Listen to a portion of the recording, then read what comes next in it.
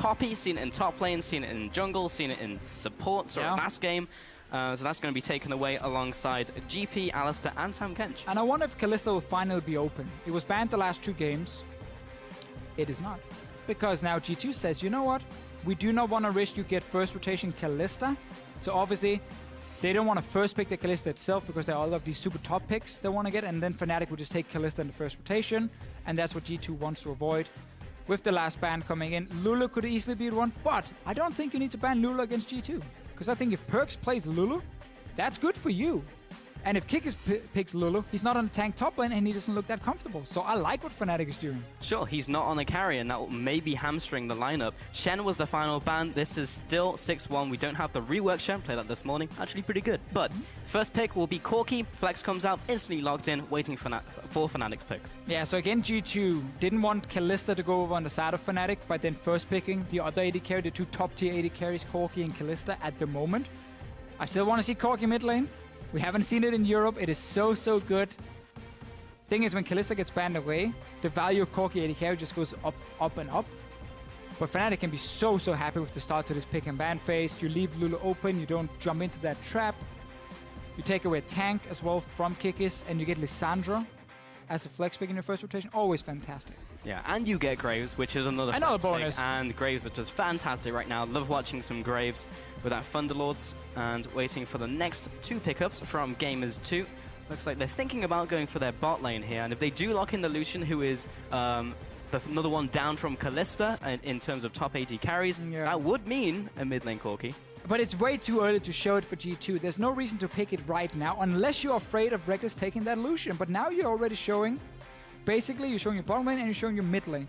And Fnatic has already picked a champion who's very good at engaging onto these AD carries. Fnatic can now basically say, okay, we know what they're building, double AD carry composition. We need something that can dive that back line, because they're going to be so squishy. There's no split pushing component for G2 at all, so it's going to be grouping. They might have one guy up top lane, but Kikis again has mainly played tanks, so that's what you're expecting. So Fnatic can also just say, let's draft a super... Either we draft a 1-3-1 split push comp with double TP from potentially Lissandra, and we just always push down side lanes and the AD carries can never group. Or we just draft a massive teamfight comp with a lot of hard engage, and we just smack down the AD carries. And they could already do either with the flexibility you have from Lissandra and Graves. It just seems weird picking double AD into Lissandra, who one of her greatest strengths is buying time by jumping in, popping her ultimate. The AD carry can't push forwards into her. And then you just don't do anything for like 2.5 seconds. I like almost everything Lissandra offers against double AD carry, as you just mentioned, because she is also a fine split pusher. You can run teleport on her, you can put her in a side lane, and she can fast push these waves very effectively. Has great TP flanks against AD carries. And because Braum has come in as well for G2, there's no hard disengage.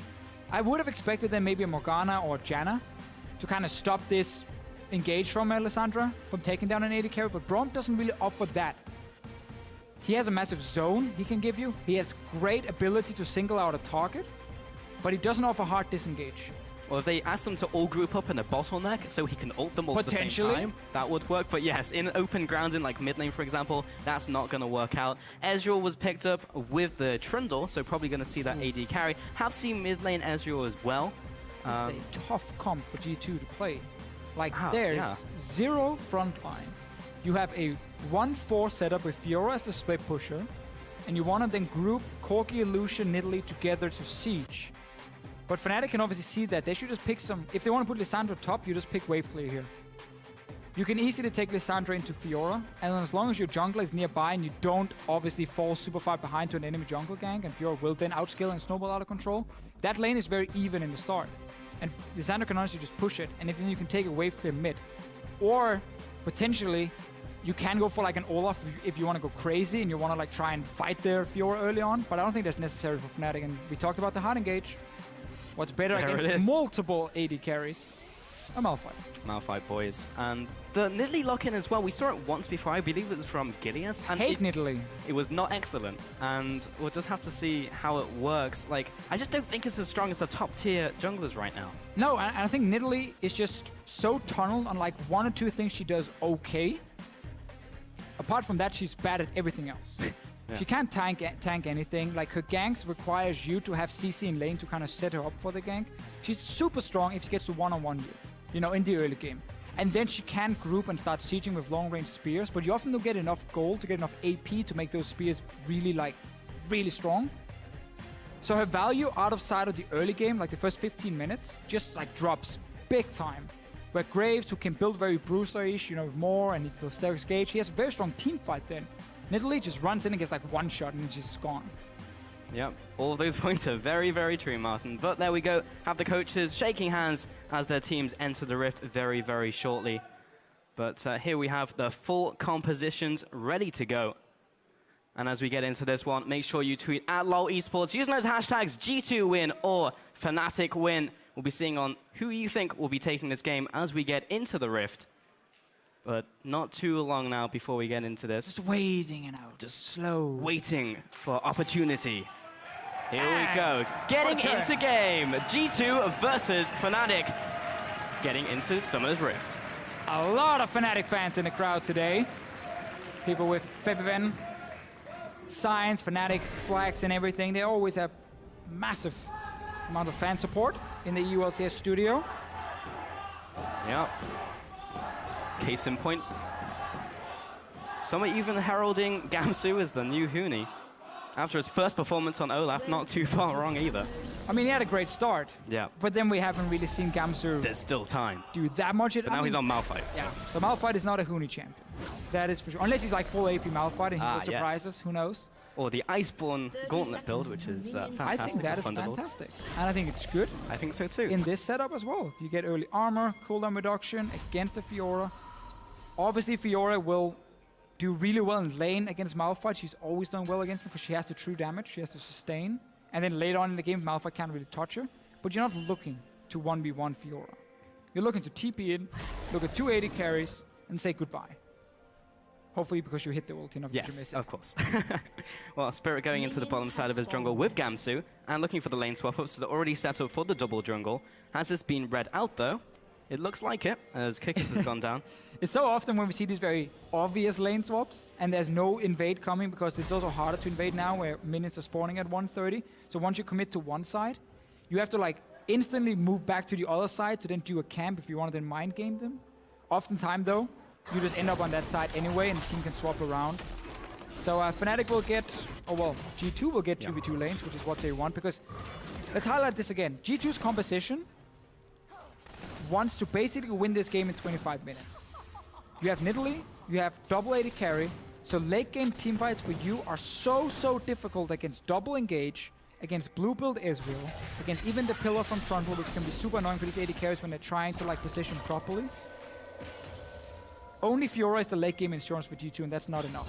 So getting standard lanes is very good for them, very important, and this is where Fnatic has struggled as well. They always fall behind in standard lanes, because also they pick weaker matchups, like Ezreal into Lucian. That's super unfair. What do you think about Trundle picking up Strength for the Ages? Because we're seeing more and more supports do that, specifically the Relic Shield support, so you actually do get those income of cannon minions. But is it as strong as going for Bond of Stone, which Hybrid's gone for? I mean, I guess it honestly depends a lot on the support itself. In like, does he want more base HP? Because he also thinks he can drag the game to late game and get it fully stacked out, which is what Fnatic is aiming for. And also the percent damage he would absorb in this case.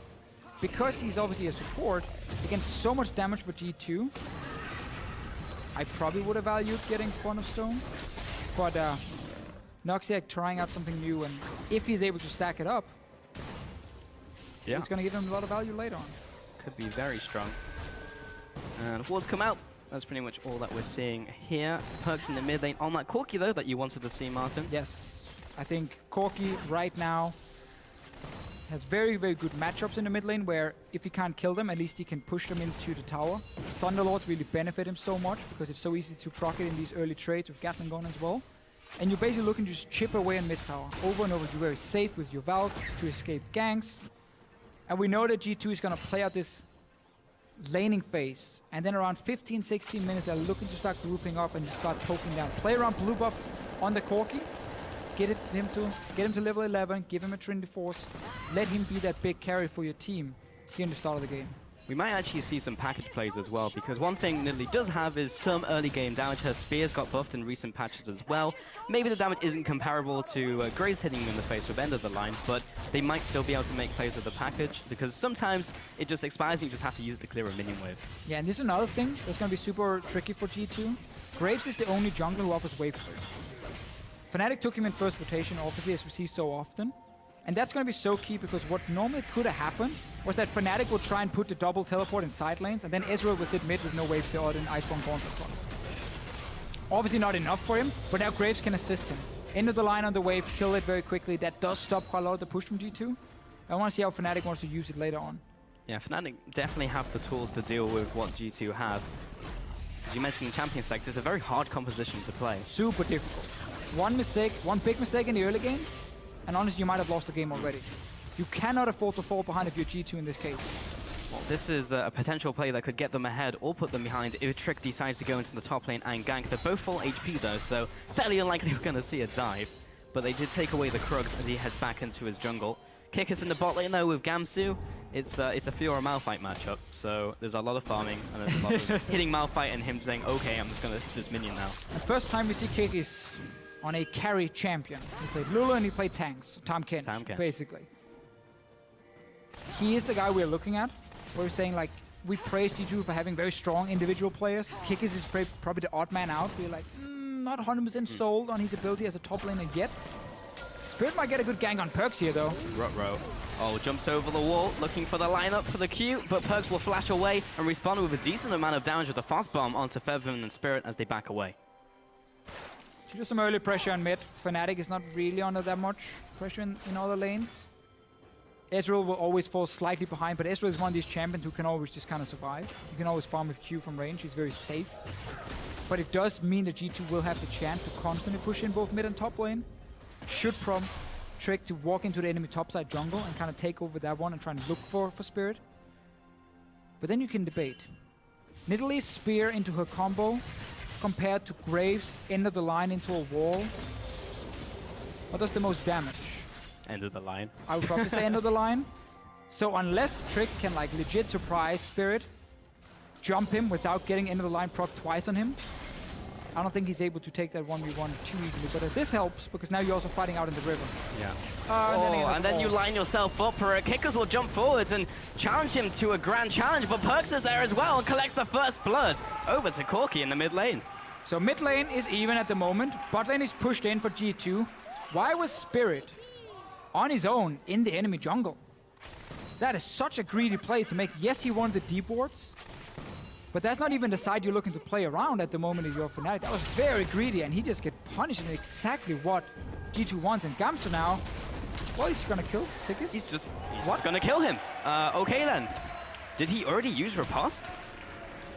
Because all of that was based around being able to use the Riposte to block the ultimate and preempting it, but even after the ultimate was used, he didn't use it afterwards anyway for the slow. There's a big question mark on Kickus playing a carry and how he would perform. Definitely not a great start, giving up a solo kill to Gamsu. Man, Noxiac does not want Emperor to go back. 2 pillars, 2 stop recalls, worth the 4 tower shots he took. But he got that cannon minion for strength. Yes, he did. Stacking it up. I like the build from Reckless as well. Tier pickaxe, you want to get the Mana Moon A, and then you get a Sheen. That's the best DPS build you can get as blue build Ezreal early on. So obviously Fnatic knows, okay, there will be a lot of action happening in about 5-6 minutes. Spoiler for everyone, 5-6 minutes, then the game should start really picking up the pace. So you got to be able to match it. You can't just sit back and just only scale late game and never do anything, then you just start losing the entire map. Indeed. Trick is going to be throwing over this blue buff to the mid lane, currently ahead of Featherbin, plus having the extra first kill was very helpful. Went for the Sheen first as well, makes it very difficult to trade against the Corki because he just does more damage than you. And going towards Phage as well, first item Triforce, very, very common. Featherbin looking for a potential invade or gank into the top lane. Has he been spotted? Well, he must have been spotted now. So, seen by the little Spirit and a ward, but Kickus has no flash, so even if he sees them, he might not be able to do a whole lot. Then it's up to G2 to make a play on the other side of the map. Trick is down here on the bottom side, but they have to just try and rush down the bottom in case anything happens. But yeah, Corki build, very standard. Components for Phage are a lot stronger. Ruby Crystal and Longsword. compared to a Mana Crystal and Amplifying Tome for Corki, so better to get the Sheen for more early damage and then components for Phage when you have that amount of gold. Good trading from Emperor, he's level 6. That was really nice. Because they were forced below the tower, they had to take all the culling damage. This is what we talked about, how if Fnatic are looking to make plays on top side against Kikis and punish him more, G2 has to respond on the other side. They're doing it. I like this play. You know you can push into Ezreal. You know you have a strong early game jungler. Speed up the game. You want to get these side lanes down and then start grouping mid. Oh, nice Winter's Bite. Should be able to get the stun as well. And Emperor jumps in, but the exhaust comes out. Maybe enough to keep Noxiak alive. Trick will come in, pick up that kill. Bam! Now Lissandra comes out and picks up a kill in return. Emperor, Hybrid, and Trick pay for that one kill. So G2 got the tower. That was really good. But then they started chasing up. They saw that one possible kill in Spirit. Well, this is not a good situation for Spirit, and he'll just straight up get out traded by Perks. Fervent and Gamsu are closing in, but they already used their ultimates. The ice shot doesn't even land. Nice play by Perks. Spirit been playing a little bit too much dynamic Q here. I mean, first he was in the jungle alone when his waves or his lanes weren't able to help, and now taking that very crazy trade. Anyway, this is a good move by G2, but now they gotta respect double TP. But they see that one proc on Noxiak, they're like, okay, we can go, we can kill them, this is it. And then double TP happens behind them, and now you're basically done. Like, there's so little you can do when this happens. Take the tower, say thank you very much, we made a good play, step away. A sign of things to come, maybe. This is also the Perks kill. I mean, there's not too much to it. He just out-trades Spirit. I wonder if Spirit expected Perks to run near the wall, up the ramp, and then he would like hit him with end of the line into ulti. Yeah. And Perks just kind of stopped, and he's like, no. And then he kills him. I mean, in an open environment like that, not in the jungle, it's so easy to maneuver around end of the line. You have to fight in the jungle. Those are 2 fights that he took, one in the river, one in the upper bottom river, and you're never going to land the extra damage from end of the line. You just simply walk away. Yeah. Spirit definitely helping G2 when it comes to getting a lead in this early game. This is a second play down. It's always multiple steps for G2 and how they want to push out that early game. Take bot tower, move your 3-man group up on top side after, where you are stronger in terms of AD carries. You are stronger at the moment as a unit of 3. And I like the play again from them. Double TPs on cooldown. And now they just got to try and wave clear this bot side. You can see Perks coming down on your minimap. So G2 playing really well on the map at the moment, and Fnatic are way too slow to react. Perks also had the package, so there has to be respect in the bottom lane from Reckless and Noxiak. In the 2v2, theoretically they should win. Kikis is trying to get in lane. The flash forwards, and the package comes across and knocks them both into Reckless. Oh, they both go down. That was beautiful from Perks into Kikis' play. Yeah, really, really well played by G2. Honestly, just a good move top. Fnatic responding so late. Even saw Perks move down a few times. They're like, maybe we could stay. Start running and realizing the package is there. And sloppy play by Fnatic and really getting punished by G2. 4,000 gold lead almost. This is exactly what they were looking for. The fans are still behind Fnatic though, still have that fan base, but fan votes do not win you games. And currently Gamers 2 being ahead in this one, despite a very hard composition to run, are doing very well in the early game. And even though we saw the potential of Fnatic's composition to shut down the squishy members in the backline from G2 in the bottom lane that we saw when they TP behind them, if G2 were just so far ahead that they're just killing them, then they could actually take this.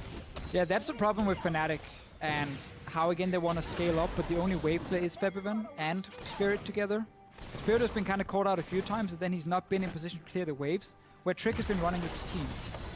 Every time Spirit was there grouping on a tower, Spirit should have been there as well, or Spirit should have mirrored the play with obviously his support and his AD carry, but that play on the bottom lane was just Reckless and Spirit alone. Noxiak wasn't even nearby. So where G2 managed to group up and push towers, Fnatic is kind of splitting up a little bit left and right and never managed to get the same amount of power in the move they're trying to make. It's 3 towers to 0, 30 minutes in.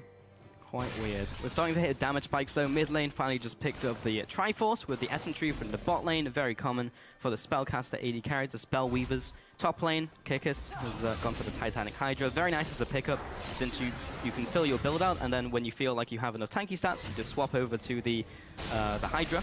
And you deal more damage. Obviously offers you a little more fast pushing potential. Now the Tiamat doesn't proc on, although the Hydra doesn't proc on everything. This is not good for Spirit, and he's completely poked away as a jungler as Dragon is up. Just realized I called both things for Hydra. The damage component doesn't now proc on everything. Titanic Hydra does proc on everything and help you push out. I knew what the you way. meant, so I had to think about it for a second. I just always call it Hydra. Anyway, G2 once again are getting to do exactly what they want with their composition. You got Power Spike on Corki, Trinity Force Sorcerer's Boots. You're gonna get level 11 for him with his rank 2 ulti. And now you're just looking to group. You're honestly just looking to have Trick, play around perks, rotate Emperor in once he pushes out his lane down bot lane, move him into mid lane. Constant chip away and tower, chip away and tower. You need pink wards though, behind you and next to you. Because you gotta spot that TP flank. You can see the pink ward here, near the mid lane bush. On top side, there's the same pink ward if you look at your minimap on the bottom side. So G2 is obviously investing everything towards mid lane, and they're trying to block every way possible for Fnatic to TP flank. Because that's the only way Fnatic can punish G2 at the moment. Yeah, but even if they get close to punishing them, the ultimates from both Lissandra and Malphite will one-shot the backline. If they stack up, yeah. We've already seen it once this game. And that's what G2 cannot afford. Because now you have the lead, now you have the tempo, you have to push. Don't overextend and then lose everything. So Emperor is apparently running 18-12-0, so not going with the mind game build that we were talking about earlier, but he is running mana regen on his glyphs. So still confusing to me. I just don't see it. Oh, it has so little value. The maths just doesn't add up. Now he also builds Essence Reaver, so like he has plenty of mana. And that little extra amount from his runes are gonna do absolutely nothing. He's your next to Q every 3 minutes. Well, if he kills some of that Q, yeah, the value. then we see the value. Yeah. Not this game, but at some point it will. Kickus heading down. He'll be finding Gamsu. Or Gamsu will be finding Kickus more likely.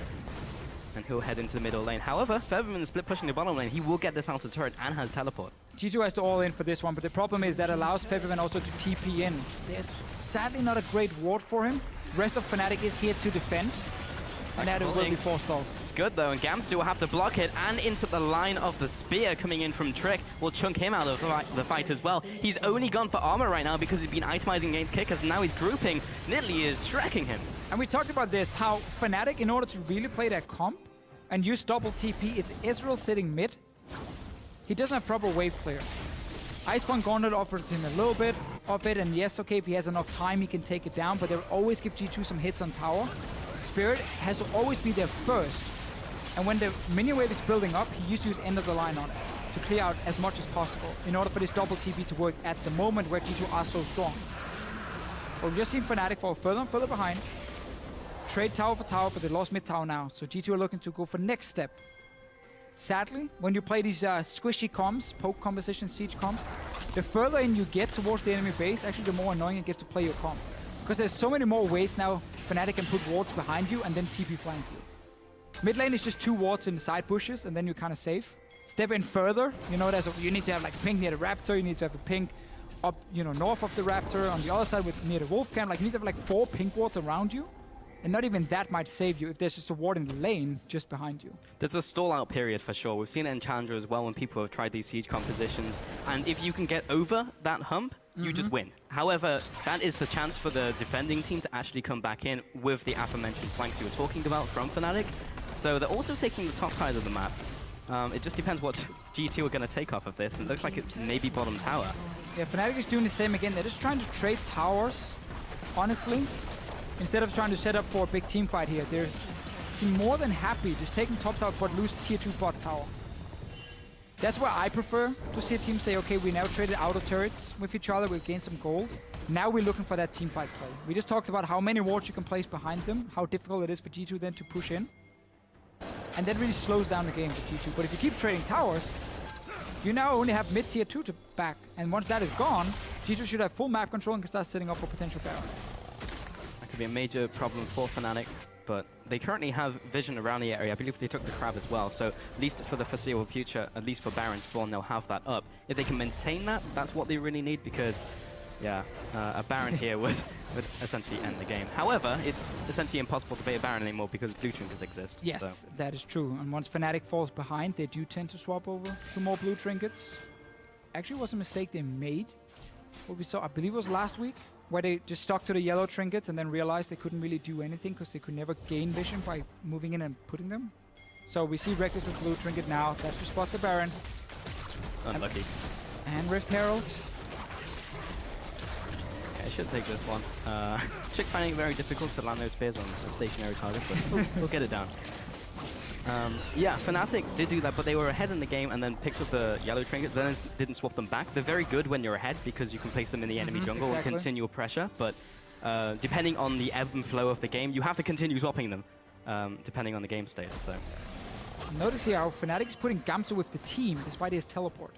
Gamsu should be sitting bot lane now and meeting that wave against the Fiora. If Febiven is spotted here, technically G2 could start rushing up mid lane. Because they have TP as well and they're pushing in this bot side. And that forces Febiven to be slowed reacting. Look here, the move at least from Kikis now. But here comes the package from Perks. Interesting. Yeah, I guess the W out just in time from Febiven, so he'll jump away with Glacial Path. Yeah, it's obviously difficult to use TP from like 2 lanes right next to each other.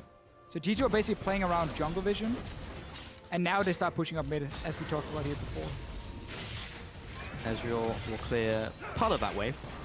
Oh, you already hit that point where you're like, I want to push, but I also want to respect your engage. But those spears landing will help significantly, chunking out Noxiac, the culling as well for more poke, and that may just be enough to start taking away the health of this turret. Here comes the TP and the hard engage from Fnatic. Is it enough though? Here comes the jump in and the ultimate from Gamsu, a 3-man ultimate. Can they get the follow-up though? Gamsu has been locked down but is still chasing after. Now has to back away, and Perks is respawning damage onto Reckless. Jump forwards from Emperor. Can he get the kill down? Lands the first one. Spirit will have to jump away there. Still has his flash available, and Noxiac will back off. That was a 2-for-1 over to G2, and they get the turret. And some of the same problems we saw from Fnatic last week against Unicorns of Love, where the engage synergy is just not there. It's like one guy going in, then the other guy's trying. Notice here, Febiven goes in, but the TP is still channeling here from Gamsu. Now he joins. Instead of there being a big wombo combo together to burst down a target and allow Reckless also to ult in and follow up with damage, it goes like one by one by one. G2 gets to disengage, re-engage, and pick up the kills. So G2 is still in a great position. Sadly for them, setting up Baron as a siege comp is equally as annoying as trying to push in further into the enemy base, because once you start that Baron, you don't have a tank, first of all, who can tank it. And once you're stuck in that Baron pit against Malphite, Lissandra, Trundle Pillar, I mean, you're dead. So like, you have to play it so safe for G2, but they've been doing so many things correct leading up until this point. Can they, the next 5-6 minutes, extend the lead, get the last auto turrets down, and then try and get a Baron? Then they can definitely close out the game very quickly. That last team fight went so well for them because that's basically the perfect team fight you want with this composition, where you can disengage and re-engage, whereas Fnatic could not find the flank because they were being pressured so hard into their base. They didn't have time to set up that pre-ward, so they couldn't get the flank and they couldn't engage on Gamers 2, which was the big problem there. Pillar comes up, but there's no real follow-up from Spirit. The ultimate comes out for the chunk and the minion wave clear. Additionally, Febiven and Gamsu do not have their flash in the last fight, so there is a small period where Gamers 2 have a little bit of help if they do decide to pressure Baron. It's still very hard, but there's no flash ultimate from Gamsu, flash ultimate from Febiven. Yeah, interesting also to see how G2 played that last fight. Hybrid basically just sacrificed himself, or he wanted to. As soon as the engage happened, he just moved forward, put down his ulti to try and zone as much as possible and his shield, and basically said, you guys can CC my AD carries, but if you cannot move through with the damage because of the zone I can offer as Braum, you won't kill them. Unless, again, the coordination is perfect for Fnatic and Gamsu and Febiven together hit that target. We might see QSS come in. Hexstring, I think, could be a good item here as well, because the burst damage from those engages is all magic from Malphite and from Lissandra. I'd always like to see distortion boots on a couple members as well from G2. Like, the sooner you have gonna hold that fort for a second, as we may have that flank engage we're looking for from Fnatic. Gamsu is trying to jump in, looking for that opportunity. Emperor has been CC'd up by Febiven, but he's used his ultimate now going into the Zhonya's. Grand Challenge comes out from Kickers, following on to Gamsu. They pick up the 2 big engage tools from Fnatic, and they just weren't in range to follow up. Once again, though, yeah, engage comes in from Fnatic, kind of one by one. Rest of Fnatic is too far back to really do anything. I didn't see who zoned them away, but Reckless is very low. Spirit is almost full HP as well, has ulti. Like, your whole combo is built on Ezreal ulti, Graves ulti, on whatever target Gamsu and Febiven locks down, and that burst should kill anyone.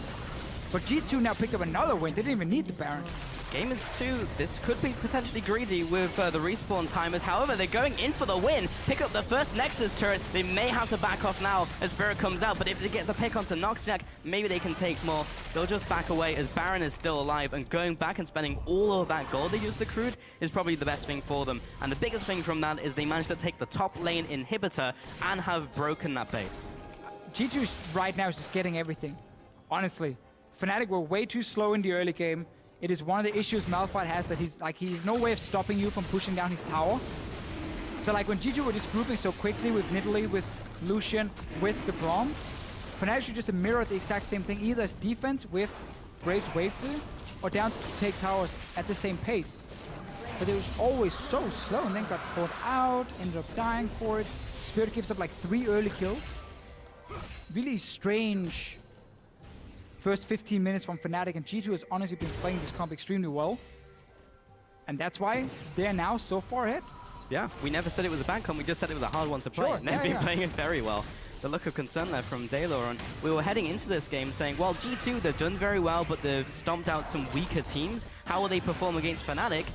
They're doing extremely well against one of the top teams. This has really been a benchmark game for Gamers 2. Now we're still back in the same situation, where G2 feel like they might need Baron to close out the game, but setting up that Baron is basically the comeback, potential comeback for Fnatic. Yep. And I guess G2 would have loved to get Inhibitor down on the bottom side of the map, so you had the super minions pushing there, instead of top side where it's too easy for Fnatic to clear them out and still be around the Baron. But you can still group up and start poking, and package is used. Noxiac away from him, however, so it's not going to be perfect. And with the smoke screen thrown down. Why is Gamsu not bot lane? He has TP. I don't know. And the tower's just kind of going down to Kikis, and it will be dead before Gamsu arrives. Okay, sure. Okay, there's a free turret, and now Kikis will actually go into Gamsu, trying to get those vital procs off. Gamsu realizes it's too easy for him, will just have to back off to the mid lane, maybe try and engage. Emperor's a little bit chunked, so is Perks. Perks is just in the base for some reason. It will just flash out of there. And now Noxiac has taken the chunk. Gamsu will have to back off. And Kikis is looking for the flank from the sidelines. Gamsu dropping low. He's out of mana. And now the team can get the damage onto him. He'll have to flash away. So will Featherman.